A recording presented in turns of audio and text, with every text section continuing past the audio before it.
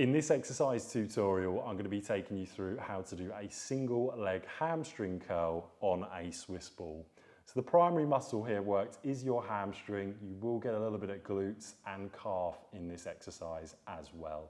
So I would recommend using a mat. You don't have to, but you're going to start off, if you are using a mat, laying on the mat with the whole of your back in contact with the mat. Now firstly, you'll notice here I've got the heel of my right leg on the Swiss ball.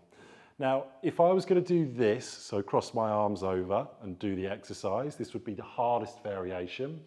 And if I bring my hands to the side, I've then got a basis of support with my hands, and this would be the easier version. So before you start adding weights, just think if you want to progress the exercise, make sure your hands are not on the floor.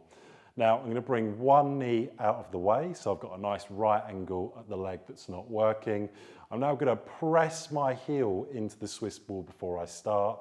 And as I bring the ball into the position of my glutes, so in the direction of myself, I'm going to raise my hips up. Notice how as I've done that, I've come onto the whole foot with the ball and back to my heel.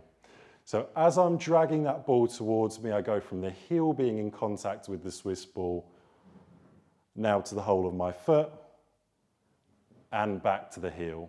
And as I'm doing that, I'm raising my hips up, really squeezing my glutes, and coming back down to my start position.